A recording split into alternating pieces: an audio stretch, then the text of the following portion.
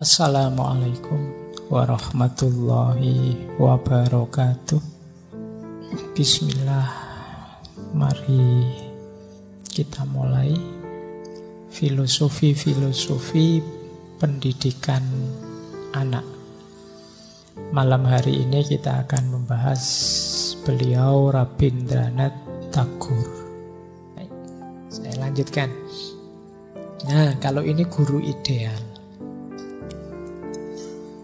Guru ideal itu yang pertama meyakini kemurnian anak-anak dan memperlakukannya dengan penuh cinta dan empati.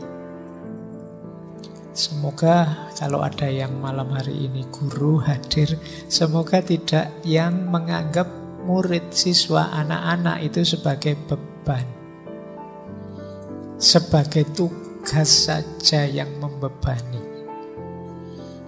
Jadi ya ini seperti hukum timbal balik sih. Kalau kita hanya memposisikan mereka sebagai beban, demikian pula mereka akan menganggap kita sebagai bebannya mereka. Akhirnya dua-duanya sama-sama mengeluh. Guru nih sambat, aduh murid-murid hari ini berat. Muridnya juga begitu, aduh tugas terus. Jadi dua-duanya sambat, tidak ada yang bahagia, tidak ada yang gembira. Jadi bagaimana proses pendidikan yang pesertanya semuanya tidak gembira? Muridnya stres dihajar tugas, gurunya stres dihajar administrasi. Baik, ya ini bahan refleksi ya. Jadi kata Tagore, yuk kita yakini bahwa anak-anak kita ini murni, bersih, potensial. Ayo kita ngomong, ayo kita kawal, kita tuntun dia dengan penuh cinta kasih, mengaktualkan potensi-potensinya. Yang kedua, guru ideal itu tidak book-centered. Book-centered itu terlalu kaku, terikat oleh buku. Tapi mampu membangun suasana yang lebih cair, mampu menciptakan suasana yang mendorong anak belajar. Kadang-kadang kan kita yang jadi guru itu terlalu kaku dengan bukunya. Jadi di buku begitu kok, di buku begini kok. Padahal mungkin itu bisa saja dikurangi sedikit atau dilebihi sedikit, lihat situasi. Ya, kalau kita kaku, book-centered, ya tidak luas. Kreativitas jadi terpasung. Oh, di bukunya kita disuruh melakukan 10 hal, tapi melihat situasi hari ini kita 5 saja ya tidak apa-apa ya. Itu namanya luas, lihat situasi. Jadi ini yang kedua. Yang ketiga, memotivasi. Ya mungkin saya lanjutkan, menginspirasi. Jadi anak itu pada akhirnya gerak sendiri untuk belajar. Tidak dituntun terus, diarahkan terus. Dia tahu apa yang harus dia lakukan yang baik. Kalau guru bisa begini, dia sukses. Sukses memotivasi, menginspirasi. Kemudian mengobservasi. Oh, anak ini pinter. Dia dibandingkan temannya dia maju 2 langkah. Kalau temannya nyampe sini, dia sudah nyampe sini. Nah, ini guru yang baik. Jadi tidak mengeneralisir muridnya. Alah di kelas ini malas-malas semua misalnya. Itu mengeneralisir. Oh, anak ini beda dengan temannya. Temannya sudah paham semua, dia masih tolah-toleh misalnya. Wah, ini loadingnya lama ini. Yang lain ketawa selesai, dia baru ketawa misalnya. Loh, ini guru harus punya catatan semua detail tentang siswanya, sehingga tahu gimana cara mentreatmentnya. Ya memang tugasnya guru, dosen itu kan antara lain meneliti. Menurut saya penelitian pertama yang harus dilakukan adalah peserta didiknya, siswanya. Dia harus bisa tahu, oh Ini tipe ikan, kalau saya suruh berenang tidak akan bisa.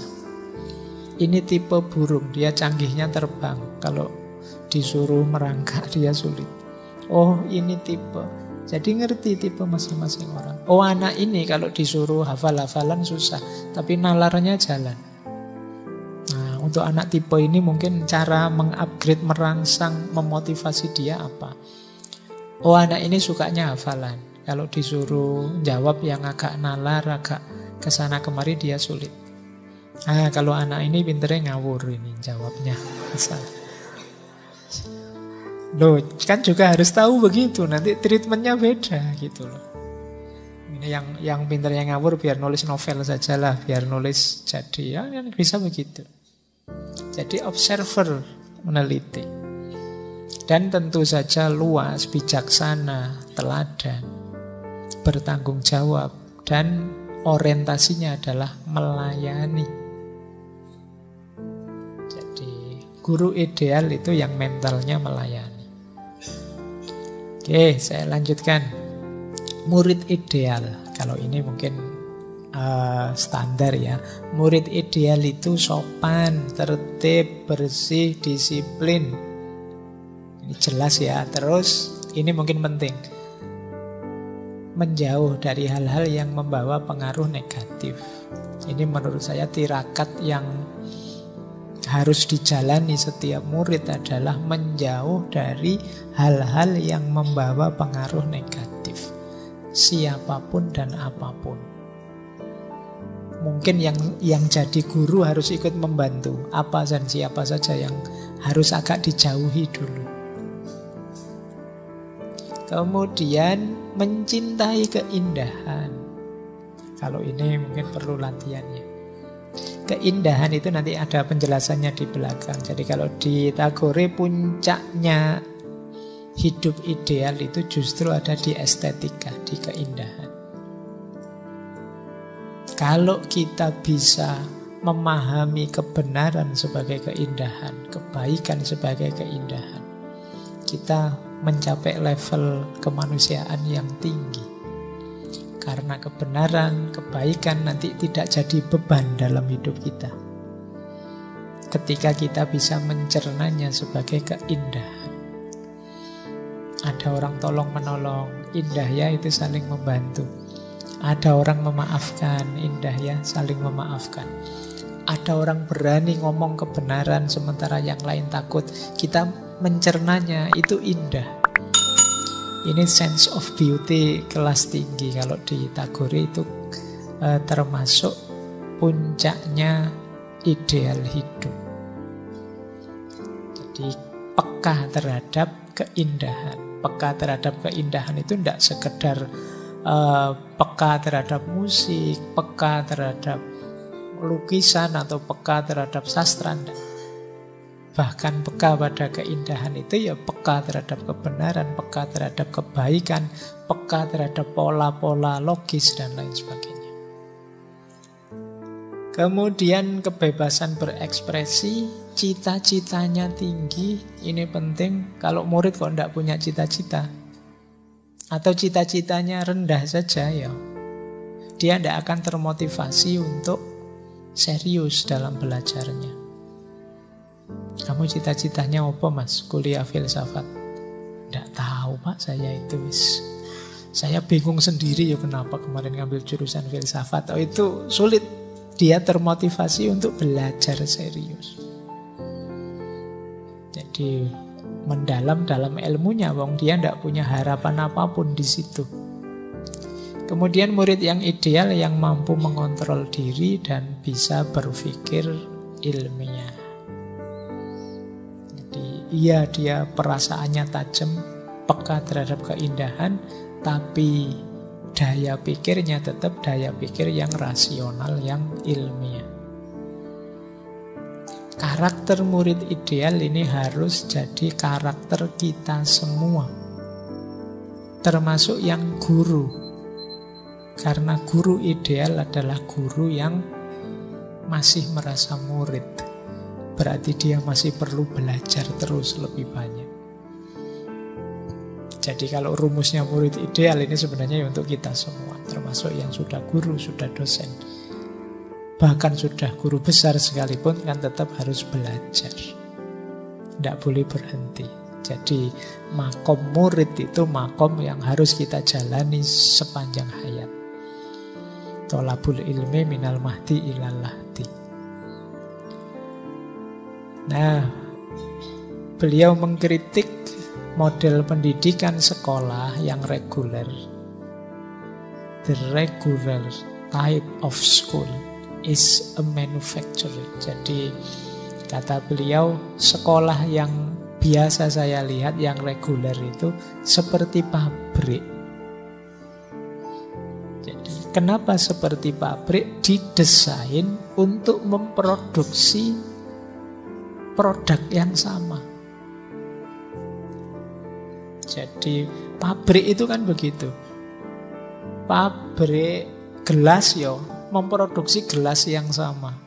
Pabrik mie, Indomie memproduksi Indomie dengan gambar dan merek yang sama. Nah, sekolah itu kata Tagore yang saya lihat, sekolah yang ada dulu ya, zamannya Tagore, saya tidak tahu kalau sekarang. Koyo pabrik. Dibayangkan semua yang lulus dari situ ya punya kualitas, kompetensi, merek dan lain sebagainya yang persis sama. Jadi sekolah di sini mencetak murid yang bla bla bla bla dianggap sama, dan semua berusaha mencetak produk yang sama. Lupa bahwa kalau manusia itu setiap anak punya keunikannya. Mungkin anak ini canggih di matematika, tapi dia drop memang tidak terlalu suka di bahasa daerah misalnya. Tapi karena semua nilainya di rata-rata, akhirnya dia jelek. Orang tidak melihat, dia bagus loh matematikanya. Yang dilihat pokoknya rata-ratanya jelek. Karena menghitungnya adalah produk tadi. Semuanya dianggap sama. Itu yang dikritik oleh Tagore, ini sekolahan apa pabrik ini. Kok inginnya mencetak orang yang sama persis. Terus beliau merumuskan beberapa tips untuk pendidikan dasar anak. Ini penjelasannya sama dengan sebagian besar sama kemarin waktu kita bahas Maria Montessori. Saya baca agak cepat saja ya karena waktunya. Yang pertama, bahasa ibu jadi pengantar. Jadi meskipun hari ini banyak orang yang mengidolakan bahasa asing, boleh nambah bahasa asing tapi jangan lupakan bahasa ibu. Jangan sampai adik-adik kita, anak-anak kita lebih takut dengan bahasa Indonesia daripada bahasa Inggris misalnya. Dan saya lihat gejala itu ada. Maka ayo bahasa ibu diutamakan, latihan ngomong yang bagus. Kemudian anak-anak diberi kesempatan untuk kreatif. Jadi berekspresi diri secara kreatif. Kemudian anak-anak diberi kesempatan bebas tumbuh secara alami. Kemudian dekatkan dengan alam. Kemudian beri kesempatan kontak sosial untuk mengembangkan dirinya.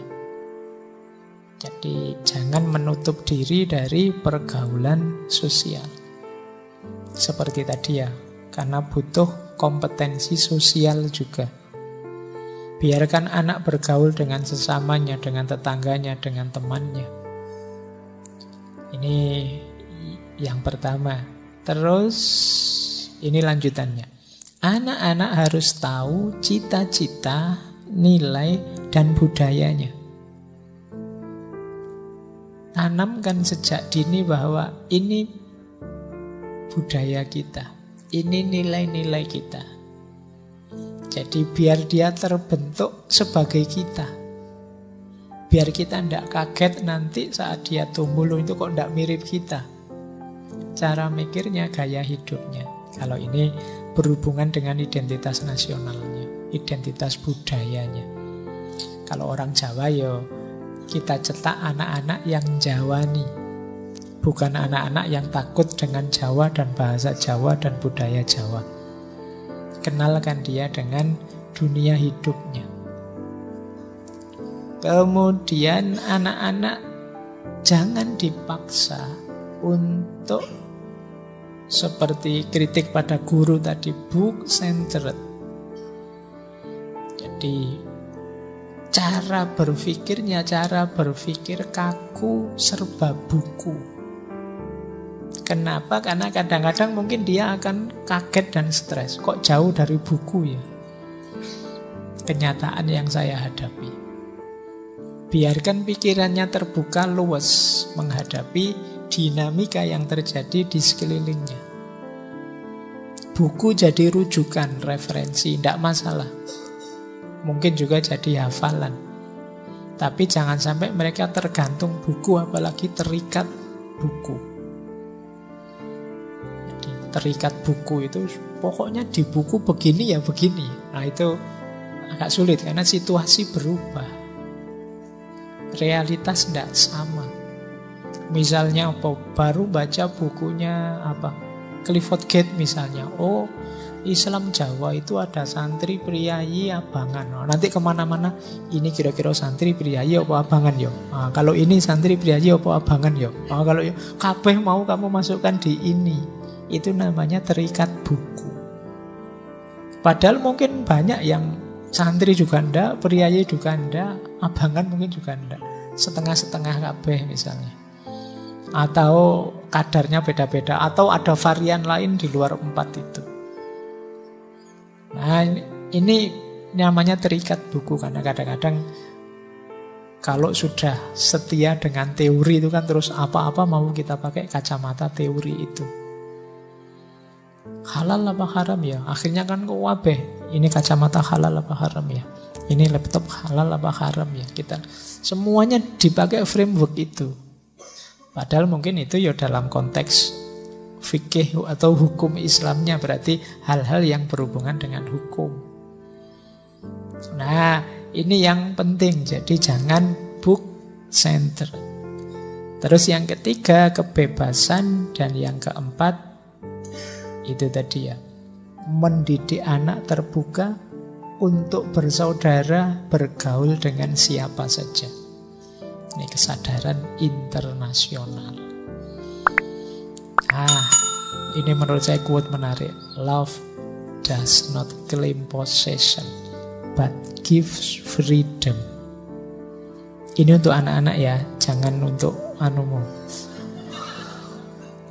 Ya. Yo kalau kita sayang, cinta pada anak-anak kita, beri dia kebebasan. Jangan claim possession, dia anakku, milikku, berarti harus aku yang ngatur, harus aku yang mencetak sesuai keinginanku. Kita tidak mempertimbangkan apa yang dia inginkan, apa yang dia rasakan. Justru kalau kita mencintai, kita gives freedom. Kita longgarkan dia. Kita bebaskan apa keinginannya. Kita dukung apa cita-citanya. Jadi love does not claim possession, but gives freedom. Orang yang claim possession itu sebenarnya memang belum cinta. Justru orang yang mencintai itu menghargai pasangannya, membebaskan pasangannya untuk mengekspresikan diri sesuai keinginannya. Ya teman-teman yang punya pasangan kan tidak terlalu seneng kalau punya pasangan yang posesif. Seolah-olah kita barang miliknya yang harus ikut saja mau diapa-apake oleh yang memiliki. Nah ini salah satu rumusnya mencintai. Love does not claim possession but give freedom.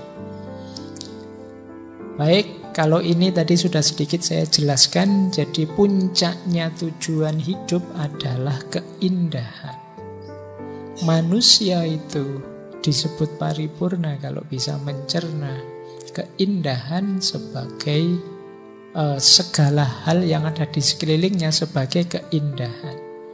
Kebenaran, kebaikan, kalau sudah tampak sebagai keindahan di mata kita, maka kita akan menghidupkannya tanpa terpaksa, tanpa harus dipaksa-paksa, tanpa merasa terbebani. Kenapa rasanya menjalankan kebenaran, menghidupkan kebaikan itu berat? Kemungkinan level kita masih level kewajiban. Jadi kita belum bisa menemukan keindahan di baliknya. Justru tujuan tertinggi hidup manusia adalah merasakan keindahan, baik dalam kebenaran maupun dalam kebaikan. Tidak sekedar di ranah estetik, tapi juga di ranah etik, di ranah logis, kita bisa mencernanya sebagai keindahan. Makanya dulu waktu kita ngaji paling awal ketika ngaji estetika itu, ada yang punya teori bahwa estetika itu nilai tertinggi dalam hidup manusia. Keindahan itu nilai yang paling tinggi dibandingkan kebenaran maupun kebaikan. Nah, ada quotes menarik dari Tagore tentang keindahan. Keindahan adalah kebenaran yang tersenyum saat menyaksikan wajahnya sendiri pada cermin yang jernih. Itu kalimatnya indah. Orang seperti beliau yang bisa bikin kalimat seindah ini. Jadi kebenaran yang tersenyum menyaksikan wajahnya sendiri pada cermin yang jernih. Baik, nah ada beberapa quotes yang mungkin berhubungan dengan dunia pendidikan. Yang pertama, pendidikan itu tidak melulu logika.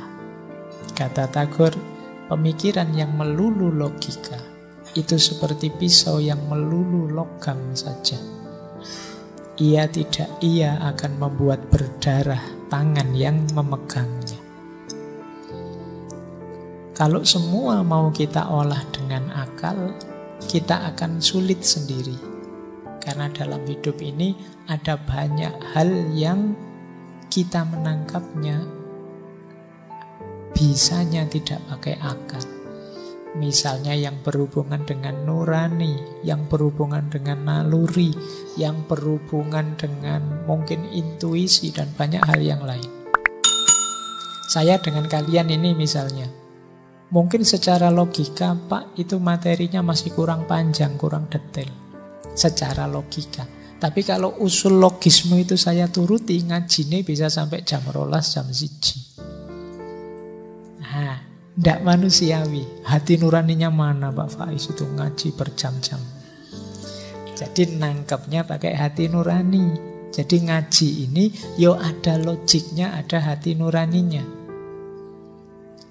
Kenapa? Karena kalau logik semua itu seperti pisau yang isinya hanya bagian tajamnya saja. Kayak pisau yang tidak ada gagangnya, mudahnya kan itu. Kalau pisau itu nggak ada gagangnya sama sekali, isinya tajam saja, tanganmu berdarah loh kalau pakai.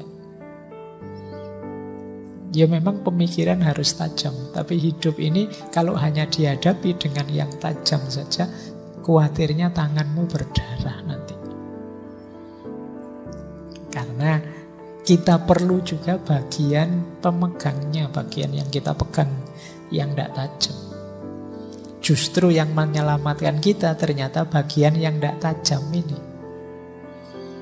Nah ini coba nanti kamu renungi ya. Dalam hidup kita kadang-kadang kita itu agak bablas. Sesuatu yang memang itu baik sih, ya memang itu benar sih, tapi begitu overdosis kadang-kadang malah mencelakakan kita. Seperti pisau yang tajam semua sudut-sudutnya. Nah ini juga menarik. Kadang-kadang kita ngalami seperti ini. Kita yang salah membaca, tapi terus kita salahkan dunianya. Kita yang tidak bisa membaca dunia, tapi terus kita salahkan dunianya. Kita yang keliru. Kita yang negatif thinking, tapi yang kita anggap negatif, objek yang kita pikirkan. Salahnya sendiri kamu ambil sudut pandang yang keliru. Ketika kamu rasakan efeknya, yang kamu salahkan, yang kamu baca. Banyak orang yang seperti ini. Intinya tidak mau salah dia. Pokoknya yang salah itu harus yang bukan aku. Dia membaca dunia ini secara keliru. Misalnya, hidup ini memang isinya hanya susah dan bencana saja. Misalnya, kita itu salah itu. Pak, memang dunia ini begitu. Allah itu berarti sudah mengadab kita. Loh, itu kan kita sendiri yang salah baca. Tapi terus yang kita salahkan yang di luar kita. Dasar. Itu mungkin karena ada orang itu loh yang banyak dosanya. Orang itu loh yang banyak dosanya. Orang ini yang melakukan. Jangan-jangan itu karena dosamu sendiri. Jangan-jangan murkanya Allah tidak karena dosanya orang itu, tapi karena dosamu berpikiran buruk pada orang itu. Bisa saja begitu. Itu seperti tadi, kita yang salah membaca dunia, tapi terus kita salahkan dunianya. Dan ini banyak terjadi. Jadi quotes ini menarik. Nah, kalau ini juga mungkin jadi perhatian kalian ya, karena hari ini semua ingin viral. Kata Tagore, diberkatilah mereka yang ketenarannya tidak lebih terang dibandingkan kebenarannya. Jadi bahagialah kalian yang lebih berkomitmen pada kebenaran daripada ketenaran. Biarlah mungkin kalian dianggap tidak gaul, mungkin dianggap out of date, mungkin dianggap tidak mengikuti perkembangan situasi, asal kalian tetap ada di ranah kebenaran.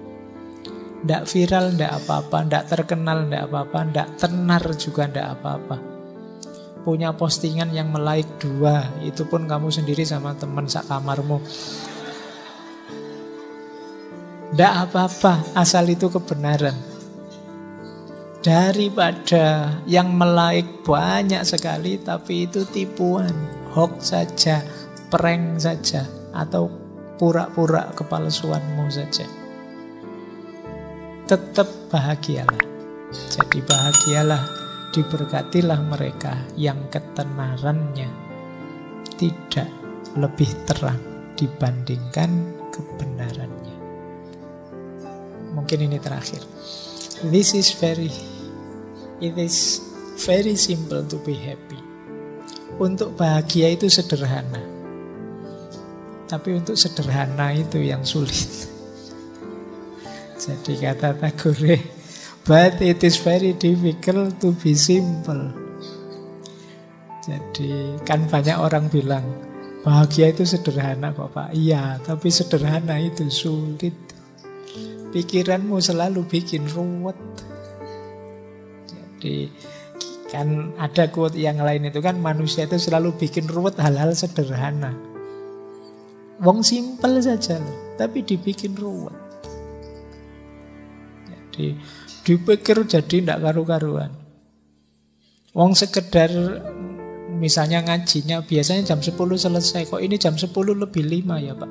Apa jamnya masjidnya rusak? Apa Pak Faiz sudah mulai tidak menghargai waktu lagi? Apa lu pikiranmu tidak karu-karuan?